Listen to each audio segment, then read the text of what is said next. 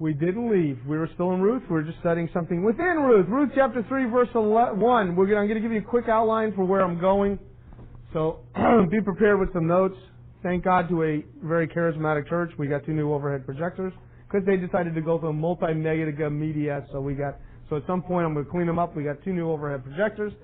So this may be the last night with this old geezer. So from Lazarus Church.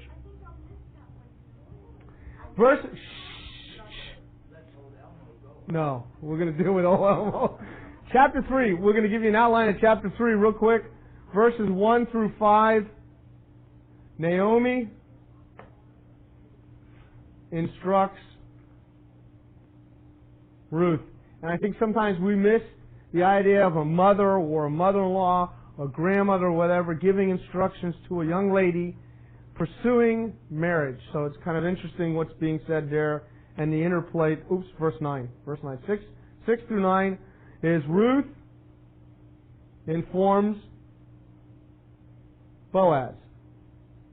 And verses 11 through 18, and I'm not planning on covering all this, believe it or not.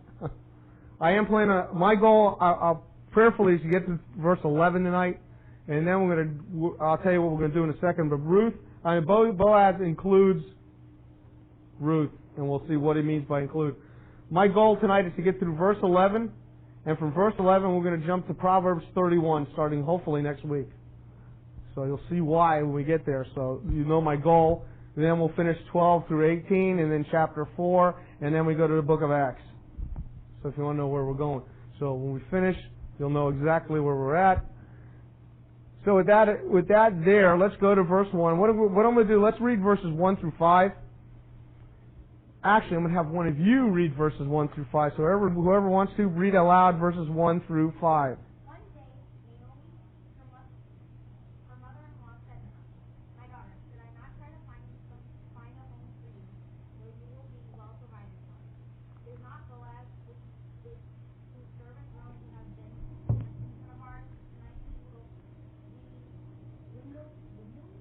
Winnowing.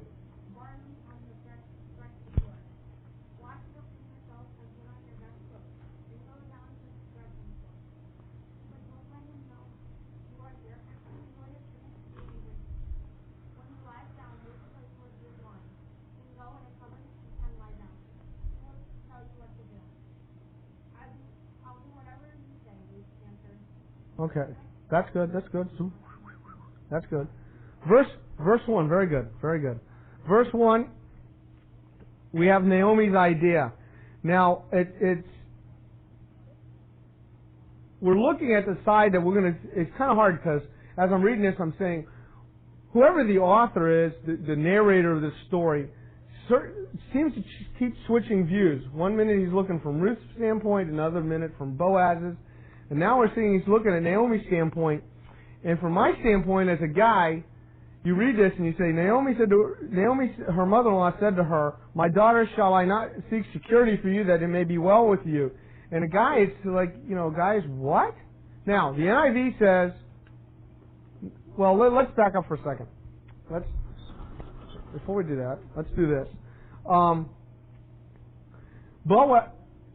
Let's do a list of characters real quick that are still left. We're not going to back up and talk about the deceased. Right now we have Boaz, who we know as the Ish Gabor Kael. And you got to keep that in mind because he's the hero of the story. He's the mighty man of valor. He's the only one that could and would do what he has to do for Ruth. There is another one available. We'll see what happens with that situation as we get further into chapter 4. But he has the ability to be both the kinsman, and in this case, the kinsman redeemer, which we studied, the Goel, and he also has the ability to be the lever. They are separate things, even though we'll see there's a very strong interplay that they both have to go together kind of thing. But they are separate ideas, so we have to keep those separate. He's also wealthy.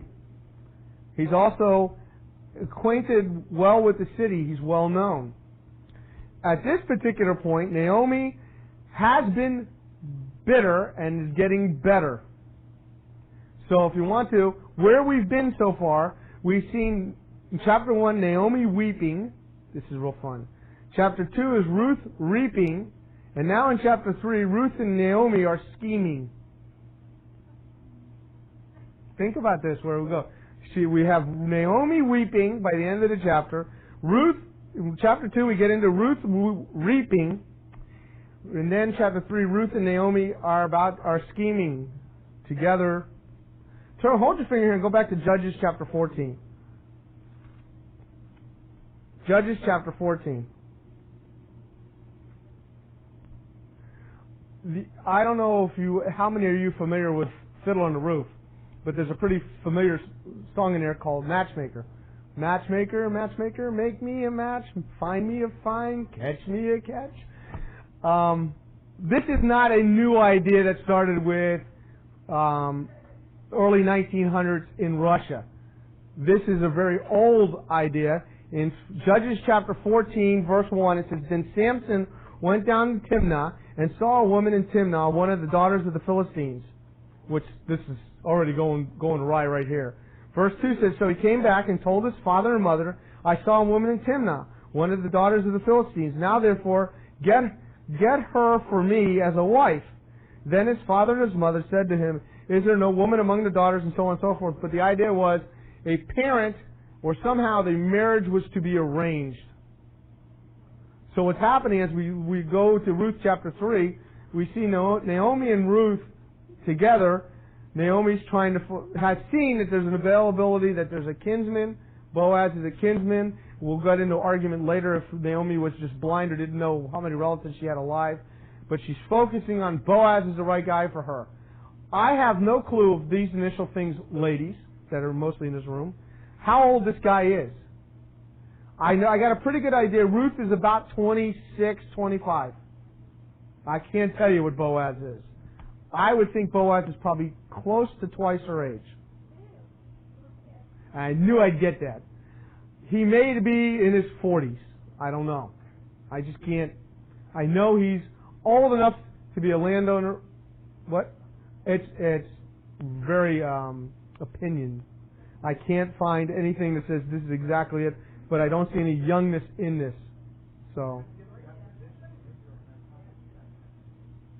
I'm sorry, say that again? That's what I mean. For him to be called an ish to start with, a man, he had to be over 30. Okay? An ish gabor, in other words, he would have been called a kid. Basically, there's a stage when you were 20, you could join the army, but by 30, you could be a priest and a leader. So he's at least past somewhere in his 30s. Okay? But that's not the focus, so please don't get into that. The focus is right here that there's going to be an arrangement of trying to get a marriage, and it's based on what? Verse 1 says, in my version, because I noticed there's a problem with the non-inspired, the NIV. Promise I wouldn't say that. The NIV says home. Yes, go ahead.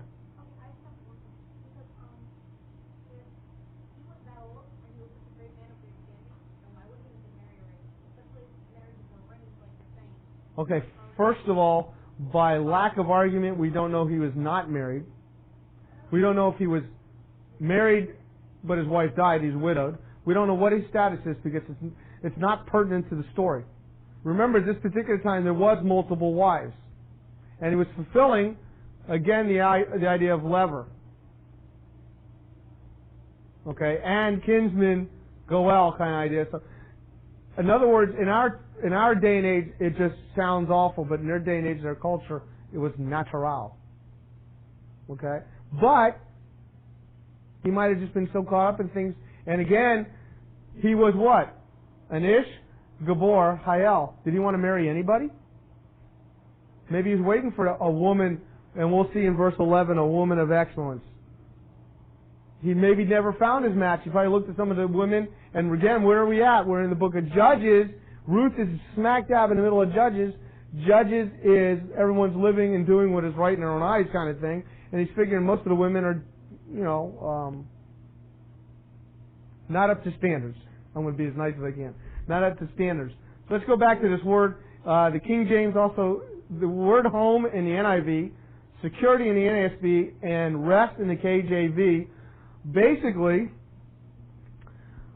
it's kind of a play on words, because the word used here is M-A-N-O-W-A-C-H, manoach.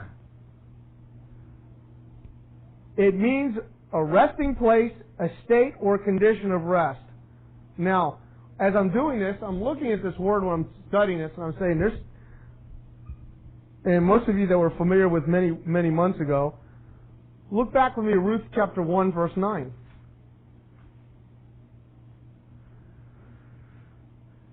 It says, may the Lord grant you may find rest, each in the house of her husband. Now, that word rest there is M-E-N-U-W-C-H-A-H.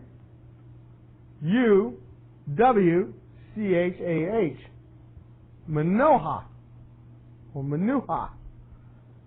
Manowak. I'm not going to do this all night. But I am going to tell you the difference. It's a slight variation in the word. You can see by the spelling, there's two different words. But, here's the interesting thing. When the Old Testament was translated into the Greek, one Greek word was used for it. A-N-A-P-A-U-S-I-S.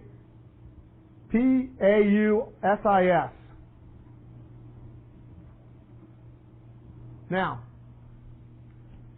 there's a couple of ways you could look at this. When they went back to the Greek, they either were A, being lazy and figured two different words. We could use one word. It still means the same thing. Remember, the first word, manoach, basically means a resting place, state of rest, a condition of rest. Menuach basically means resting place or rest. That's the same thing. But what's the old adage? How do you define a word? Context. Okay? Let's do some contextual understanding. Well, let me first tell you what this word means. It basically means a rest or cessation from labor. It is different from a Sabbath. When you say the word Sabbath, Sabaoth, or Sabbath, that means a rest. Totally different than that day of rest. It means a place of rest from travel, a dwelling place of comfort and security. And Jesus offered this kind of rest in Matthew 11. He says, take my yoke, because it's going to give you, make it light and easy. Okay, so we're going to go to a few verses on each one. We're going to take the top first one. How about this? We're going to take A first, B second. So if you're looking up here, it'll help you to figure out that we're going to do. How about man first, men second? I'll just cut it real short. Turn with me to Genesis 8:9. We're just going to do a few verses real quick. And I think I can get my point across within about 4 verses for each one. So Genesis 8:9. Yeah. Under man. Genesis 8:9. It says, but the dove found no resting place for the sole of her foot, so she returned to him in the ark. So the dove was sent out from the ark and flew, and what? No place to park. He came back to the ark. Okay? So that's the word in letter A. Obviously, Ruth 3:1 is the one in letter A, and Ruth 3:9 is B. Just to help you with that idea. 1 Samuel 34. 1 Samuel chapter. Oh no, let's go to Deuteronomy. Deuteronomy 28:65 first. Yeah, I'll tell you when I shift gears. Deuteronomy 28:65.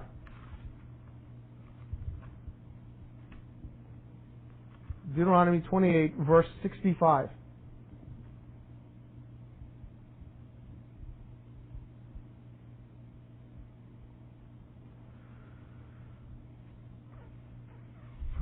Among those nations you shall find no rest, and there shall be no resting place for your sole of your foot. But there the Lord will give you a trembling heart, falling eyes, and despair of the soul. Now 1 Samuel 34.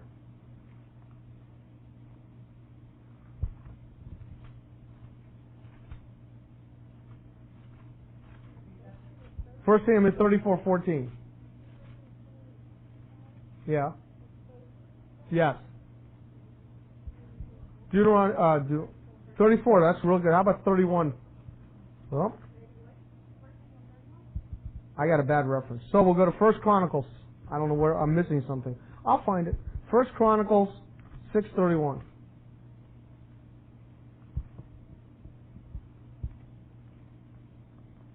First Chronicles 6:31.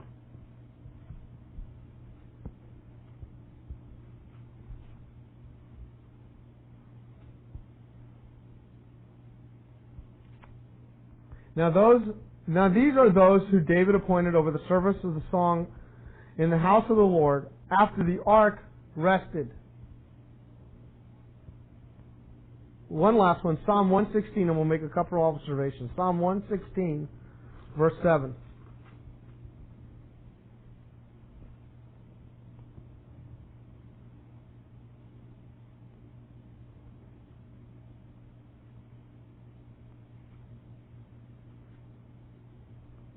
Return to your rest, O my soul, for the Lord has dealt bountifully with you. Return to your rest, O my soul, for the Lord has dealt bountifully with you. Now, observations on this first word. I'll use this and we'll turn back.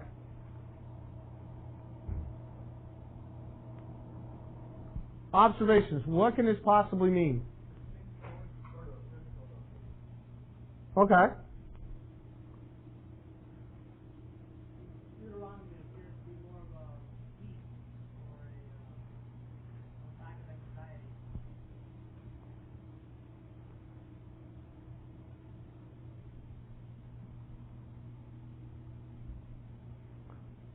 Give me a better way of saying it.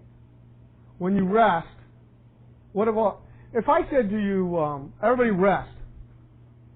What does that mean to you? Does it really mean relax?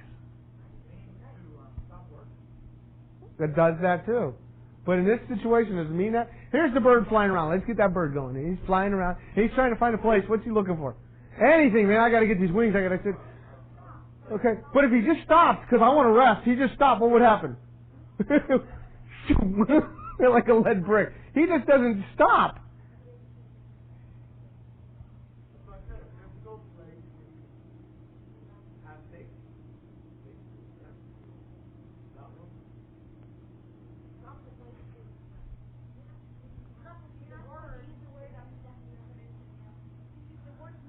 That's the word. No, it doesn't. Listen to what I'm doing. I'm not even done. I've basically started. It means basically come to a place of rest. Now, we're going to tie this in a minute. But who's always tied into this?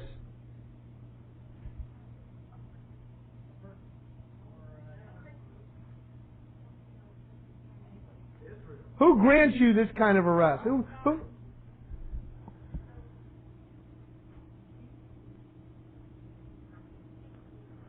Now, you say, well, the Lord didn't grant the bird a rest. That's right. Know why? The water was still too high. He was letting it drain. When the Lord brought the water down, the bird found rest. Now, with this one understanding, go back to Ruth chapter 1, verse 9. Ruth 1:9. We're just going to do one right now, and then we're going to go through the other one. You see the slight variation. I can't find Ruth. Anybody got Ruth in their Bible? Just kidding. Go to Ruth chapter 1, verse 9. No, we're still on A. We're going to tie this now, this understanding, into chapter 1, verse 9. What? I missed you. You're all right. I'm sorry. Ruth 3:1. Right. Go.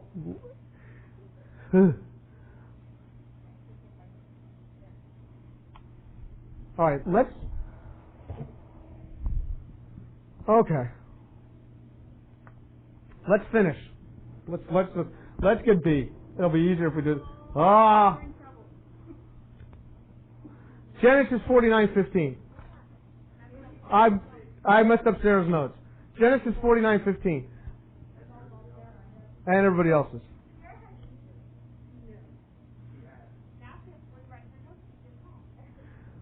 Actually, I got to rewrite my notes. I'm going all backwards. Genesis. Tell him not to ask me anymore. Genesis 49:15. Don't ask. I'll repeat. Nobody ask. I'll repeat. And what we got to do is I made a major mess, so we're going to have to do this. You guys got me all messed up.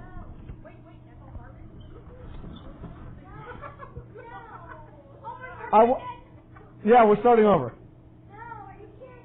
No, I'm not. I'm doing it this. You do that on your computer screen? Just. Don't be confused. I'm going to straighten it all out. I'm giving you the verses. Deuteronomy. I'm making it easier because we got people in the back that keep asking the same question. The tape will straighten it out. For what? First Chronicles. See, I got it. Okay, Genesis 49:15. Because I'll show you why in a minute. I messed up more than you think. I rubbed up next to Will. Jeez. Genesis 49:15. When he saw that a resting place was good, that the land was pleasant, he bowed his shoulder to bear burdens. Let's go in order. Deuteronomy 12:9. Deuteronomy 12:9. It's up here. All you have to do is look.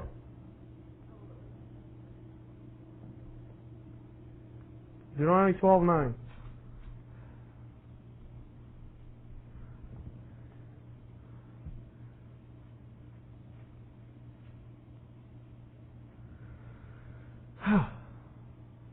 It's hard to unteach something you taught wrong to start with. You gotta have the notes straight. Verse 9 says, "For you have not as yet come to the resting place in the inheritance which the Lord your God is giving you."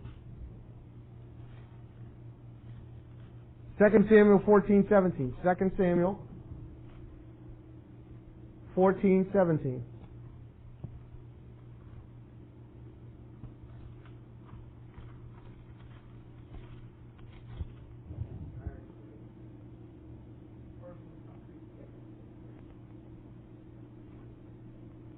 Help me.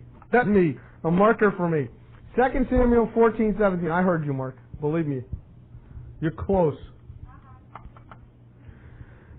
Then your maidservant said, "Please let the word of my lord the king be comforting." That's the word there, comforting.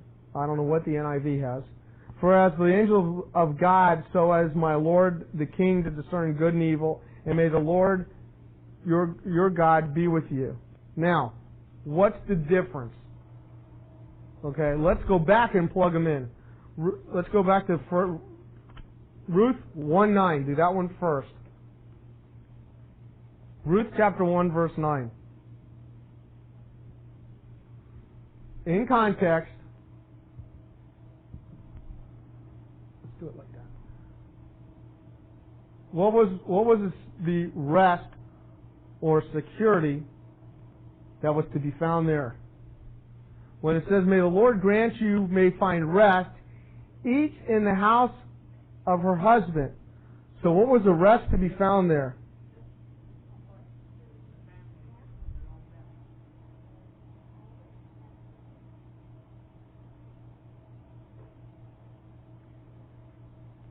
How about a right relationship? In other words, do you have security in God? Is that a right relationship? Or do you have security in Buddha? You understand? Do you have security in what in this particular time he said, go back to the house of her husband, thinking that they would take care of her. A woman's place of security is in the home. Okay? Chapter 3, verse 1. "My daughter, shall I not seek security for you, that you may be well with you?"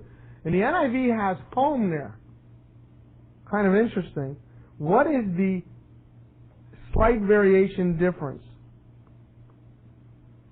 not just about a home, but rather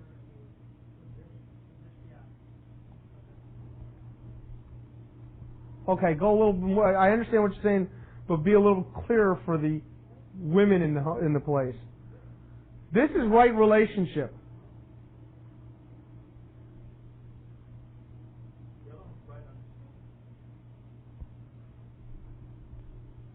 But can this be... It's expanded on, not just right relationship, but right relationship with the right person.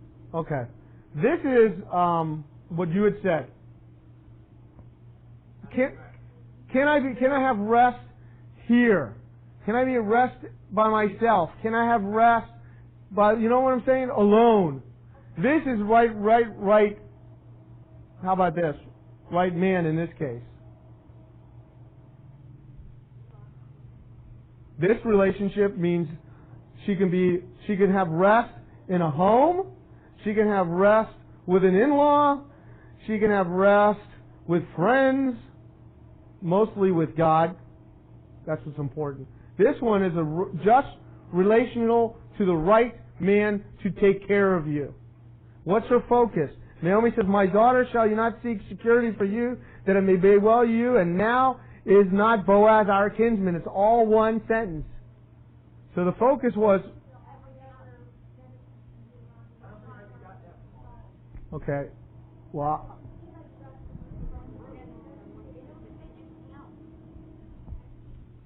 Okay. I'm not going to belabor that, and I understand what you're saying. But in order to do that, I have to go through this whole thing again that I messed up at the start, and I ain't going to do it. Let me give you some principles out of this, and that may help. Let's do the principles. That's it. We'll skip that. It was a drug-induced by the breathalyzer guy. A woman will experience a condition of rest and security by properly responding to a right man in a marriage relationship. A woman will experience a condition of rest or security. I put them together, rest, security. In other words, this idea. I hope that... To a right man in a marriage relationship. Second principle that comes out of that, a woman can experience a peace in her soul by properly responding to the Lord. Therefore, the woman of God can experience a double portion of rest by responding to the Lord and to a right man. I'll do them both again. Please, you guys, you've got to learn to write in your own words. I do that. These are my words. A woman will experience a condition of rest security by properly responding to a right man in a marriage relationship. That means, girls, if you're not married, he's not your right man yet. Yeah. Or Mr. Maybe or Mr. Wrong. Secondly, a woman can experience a peace in her soul by properly responding to the Lord. Or rest, the idea that Will was saying here, back here with peace. Therefore, yeah. B, oh, which one's B now? You guys can put them together. Therefore, the woman of God can experience a double portion of rest by responding to the Lord and to her right man.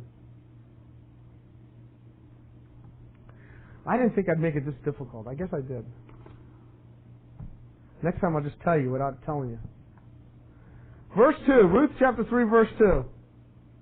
We're going to see that it says, Now is not Boaz our kinsman, with whose maids you were. Behold, he winnows barley at the threshing floor. So this is the scene of his threshing. This is Boaz's livelihood.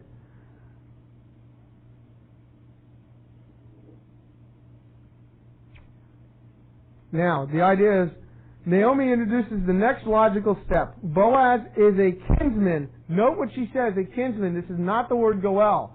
This is just a relative. When she says in verse 2 that Boaz, our kinsman, she's not saying the word goel. This is a word that we would even say an acquaintance, a friend. We could use it the Hebrews, a lot of words are used interchangeably. It could be a relative, but it's just saying somebody close. Obviously, in this aspect, it has to be a relative for what's going on. Later, she will use the word goel, but Boaz is in his proper place. Boaz is working. He's not slouching off. He's It's kind of interesting because not only is he working, but he owns the place. He doesn't have to actually do the physical labor. But it says he winnows barley at the threshing floor. That means he's got himself a pitchfork, and he's the one that's physically doing the work too. Not only that, the place he's at is open. There's a lot of people there. It's outdoory. We know that in the afternoons in Jerusalem, a lot of times the wind, and in Bethlehem because that's where we're at, but in the Middle East, the winds shift, and that's when the winnowing is done, towards the evening. It's not, remember, when it gets dark there. At this time in biblical history, they didn't have electric. So they basically worked from sun up to sundown, and this is the end of the day. The work was done there. And remember what we talked about, the laws that are enacted, that not to keep the corners of the fields cut, the Levitical laws of the poor, chapter 19:9, 23:22. So there was a work for food program. You ever seen those guys in the street that would say, "Oh, I'll work for food"? Well, he's got the right idea. But how many people actually put that into play? So Naomi has sent Ruth back to the place that she has worked for food. She's been in part of that program. But the question that I came up with in here, why did Naomi never refer to the kinsman that's later referred to in chapter 4? See, this is kind of interesting. Let me explain to you something. If we read verse by verse, we have 3:1, 3:2, 3:3, so on and so forth. But in chapter 4, there's a point where he says, where Boaz will say, there is one that is a closer, a nearer kinsman. So if you read the whole story, you can look back and say, why didn't Naomi mention that there's a nearer kinsman?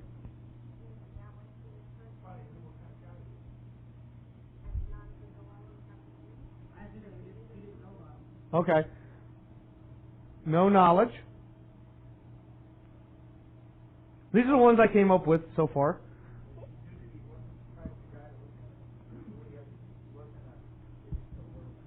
Okay, it wasn't an ish. I guess that's nice. I don't have a problem.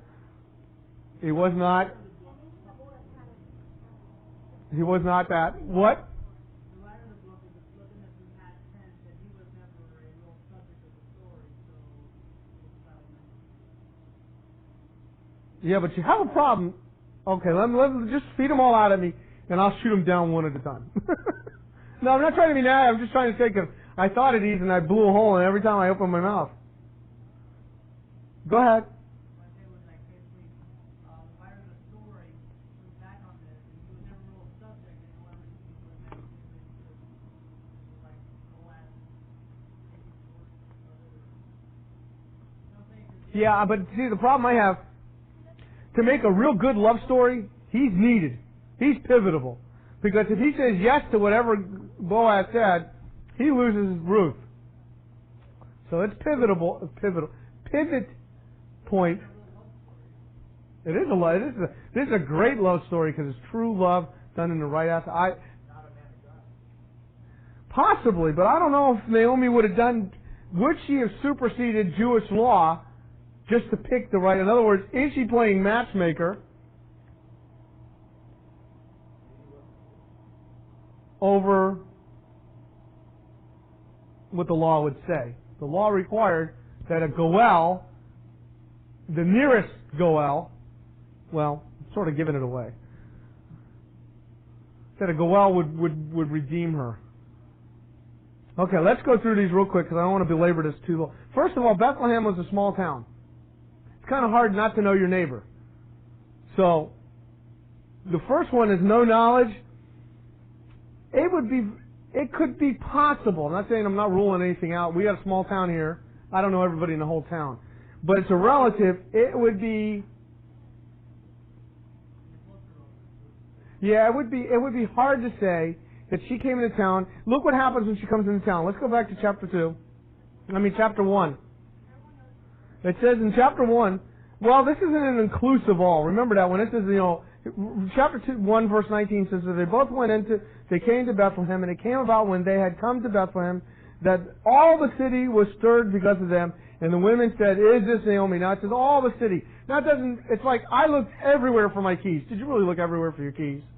Okay. But that means I had a good look, and I looked everywhere I thought I could look, because if you really would have looked everywhere, you would have found them. So when this says all, it doesn't mean every single solitary person said, "Oh, Naomi's back." But there was enough for the general population. Now, with that said, it's enough for her to know who's alive of her relatives and who's not. That's okay. And that's a good possibility. Now, remember how long she'd been gone. So some commentators will say, well, she's been gone 10 years. Nobody's given her a record of deaths. So she's just assuming this guy's dead. I just can't buy that one. The law of first contact could come into play. First one she had contact with was Boaz. He was a kinsman. Good enough for me. We'll do it. And I'll tell you, that's probably closer than any of them. I'll tell you why. The law specifically says a kinsman redeemer does not say it has to be the closest kinsman. When we went through that whole list of things that a redeemer had to be, it never said the closest. It says a relative. The lever, however, has to be the closer. The goel does not have to be the closest. Yeah, well, go ahead. I'll explain to you why. Because Boaz, and we'll go to that when we get to chapter 4, but I will tell you this. Boaz, remember what Boaz is. He is this. And he says he's got right of first rejection. Didn't say he couldn't do it. He could have done it without letting this guy know, but he wanted to do things in an upstanding, proper manner. He's got right of first rejection. Didn't say he couldn't do it. You understand the difference what I'm saying?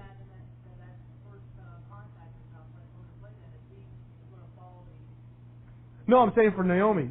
Go ahead.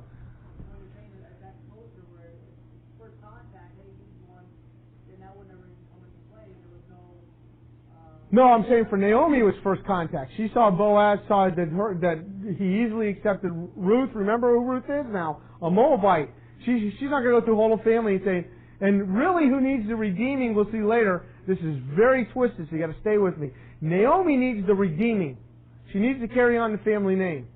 We'll see that at the end of the book. Even though Ruth is the one redeemed. So they're both in play here. So she's looking, hey, it's already working. There's some chemistry already there. There's some things he's accepted her. Didn't say there was a love and romance or anything yet. But he let her work in the fields. He sent her back with stuff. So there's something going on. So Naomi's using the number one ploy by women is he's ready, he's accepted, he's all right, he works to the family picture, he can fulfill both of these, fine. Do you understand what I'm saying? But the other part is Boaz is going to be the upstanding citizen and say, no, I can't do that.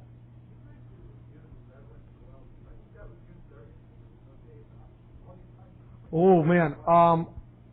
Well, I'll do in a few minutes. I'll do the kinsman. Hang on. Just the lever is easy. The lever is just a near kinsman that's going to make a baby with his brother's wife or his whoever's the next in line when that woman's alive. He's going to make a baby to carry on the brother's name. What? Closest to. In other words, if I died and I had a brother, the closest brother to me, if I was the number one child, number two son would get my wife. Number three, so and so, whoever was. Now, if I was a middle child, and to each brother, this would be a nice fight. Brothers on both sides of me were a year apart. Mazel tov. Good luck. You guys fight it out. So that was the lever. The kinsman redeemer. Let's just go through those. If you're really 4 points to be a kinsman redeemer. First of all, you must be a near kinsman. That means you must be human in this aspect. That was near kinsman, not the nearest. Just a near kinsman. In other words, Scott and I could be Will's cousin. I'm second cousin, he's first cousin. He's closer, but still relatives. You must be able to redeem. In other words, just be able to pay the redemption price. So there's the near kinsman aspect. We're a human, because when we talk about Christ, he couldn't be God in that aspect. Christ had to be human. Secondly, he must be able to redeem. In other words, be able to pay the price. Thirdly, he must be willing to redeem. And we'll see later, the closer kinsman, when asked by Boaz, was not willing. He was able, he was a nearer kinsman, but he was not willing. And fourthly, he must be free from that which caused the need for redemption. In other words, he's got to be free. In this case, he had no ties. In this case, he had the ability. He wasn't, when we look at the slave market, we're a sinner in the slave market. Will can't redeem me. Christ, being outside the slave market, not a slave to sin, could redeem us all as a human. So verse 3, the plan's enacted. Let's go to verse 3. You guys are killing me. I'm killing myself tonight. Verse 3 I call 5 steps to winning a man. 5 steps to winning a man. I should say winning a man and keeping him happy. Winning a man and keeping that man happy. You ever see somebody's picture and say, golly, you were beautiful when you were first married. And in the back of your mind saying, golly, what a rag you turned into me. You know? And Naomi is telling Ruth the common practice. First, she's going to look at verse 3. Wash yourself, therefore, and anoint yourself, and put on your best clothes, and go down to the threshing floor, and do not make yourself known to the man until he has finished eating and drinking. Now, I'm going to tell you something. All these verbs here that I'm going to go through are in the cal stem. Now, in the Hebrew, that doesn't mean a whole lot, but basically it's saying, just do this. Just do this. Very normal, easy language. It's not a command, but it's just saying, this is just normal, just do it. So, when he says wash yourself, here's the 4 steps. Wash, anoint, put on, go down, and do not make yourself known. Now, how these play out in real social life. Ladies, this is like the class for the young ladies. How to win a man in 5 easy steps. First of all, freshen up. If thou stinketh, get it off it. If you're repulsive, listen, Naomi had worked all day in the fields. She smelled like what she breathed. Okay? Many of you guys might have done a lot of bowling or something when or something that you've done that you come home and you smell like it. You smell like fish. You've been fishing all day. Golly, you smell like fish. Ruth stunketh. And what Naomi was saying is go freshen yourself up, get the sweat off, and basically saying wash behind your ears. Clean up. Clean up. Listen, nothing wrong with cleaning up and smelling nice, because the next thing she said is anoint. The word here was kind of interesting. It says basically anoint yourself with oil for cosmetic purposes. It's not just anoint yourself. You're in the prayer. You got to your bath and you're looking in the mirror and say, "Well, put a little bit here, a little bit here, and God, it's starting to look good." Okay, but it's not. Now it's kind of interesting because if you look at Hebrew, this is going to kick in. What a Naomi is saying, though, in nice backwoods English, forget the dead, move on. That's what I'm saying. Forget the dead, move on. Because when you use this kind of anointing, you're out of mourning. And I never thought about that. How long had her husband been dead? Was she still in mourning? And what I'm basically saying is yes. Because right here Naomi's saying, put on perfume, the mourning's over. Not the time of day, but the mourning, time of weeping over your husband. And this would show Boaz she was over Mahlon so she could move on. Oh. You guys are going to say one day, he's clever. One day. Thirdly, she was to put on. And it says here, this is really kind of, I don't know what the NIV says, but it says in the NASB, put on your best clothes. Okay, best isn't there. Here's Ruth in her wardrobe. Oh, that's all I got. What's she going to do? Is she going to go through the wardrobe? Let's see, should I do the Jordache jeans? Yeah. What it's basically saying is put on all her wardrobe. Remember, when she's out there working in the field, she's not wearing everything. Now she's going to put on her outer garment. She's going to dress up. Dress out. Get dressed. Okay. Remember, Ruth was previously in the previous chapter, a gleaner. She would not have worn all her wardrobe out there to do that because she would have died in the heat. So this, and one commentator said the outer garment was also used to carry things in it, so she wouldn't necessarily have that.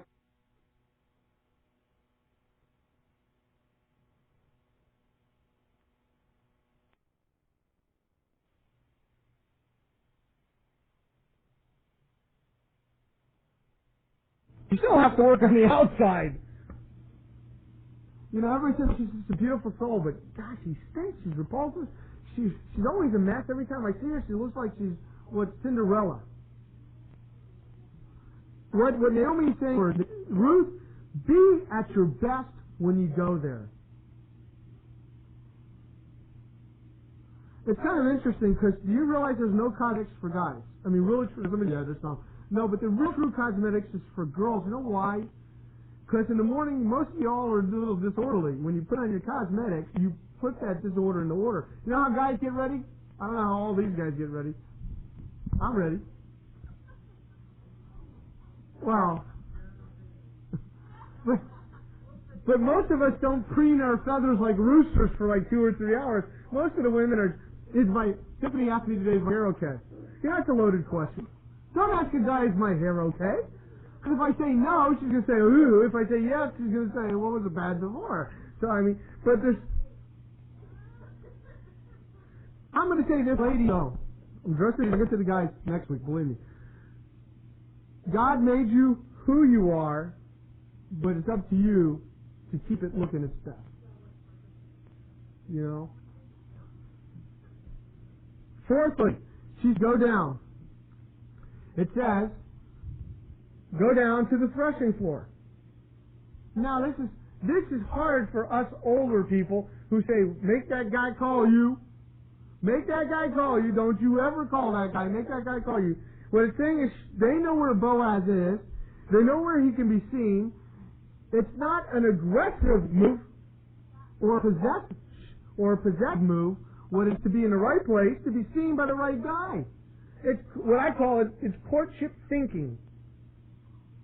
Courtship thinking. Oh, he'll call me one day, and you're sitting in your bedroom. How does he know to call you one day if he doesn't know who you are? Think about that. Now, you may bump into him 50 times. He may think you're repulsive. He may never call you, but be in a position that you could even think, listen, women should be the best schemers. There's not a whole lot out there to choose from, and there's a whole lot more you than them. So you got to have a plan. Fifthly, do not make yourself known until. It says, do not make yourself known to the man until he has finished eating and drinking. All this is saying is, it's not about ambush women, it's about timing.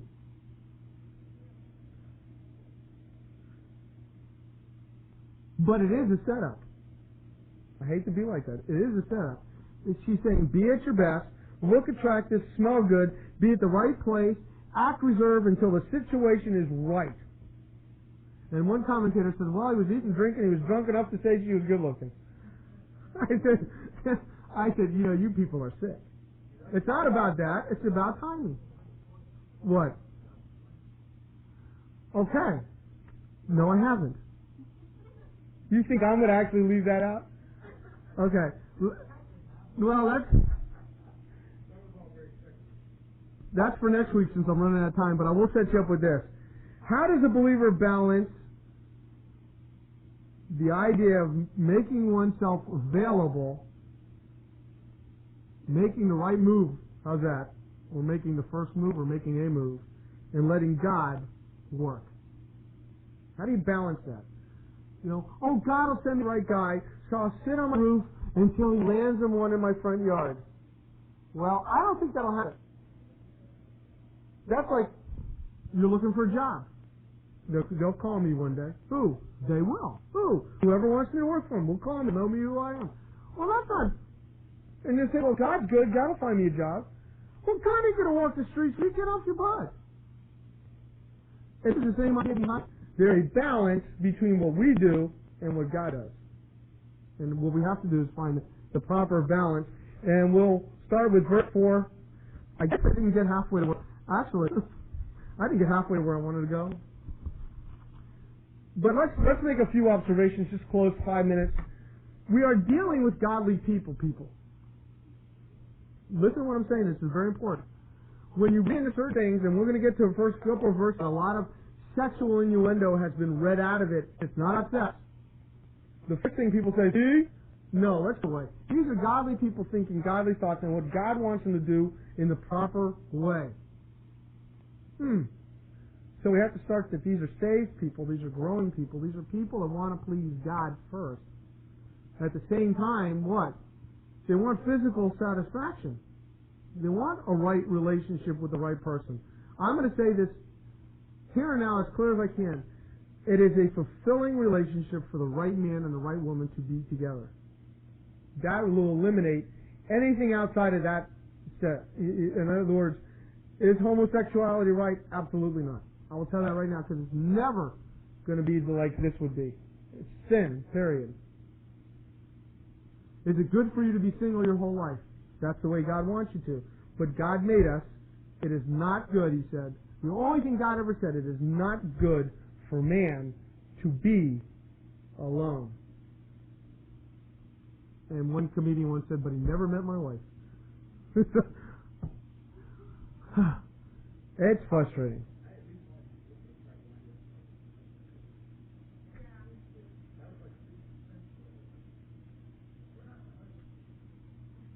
Stay tuned for part 2 next week. No, if I go to that, it's going to take a long time to explain how wrong you guys are. Yeah, cover to speak. Huh? I didn't hear you. Yeah, go ahead. Oh, is that the only? I didn't. No, I said, if there's anything else, yeah, fine. You could, young man, you can stop the tape. Is there any questions?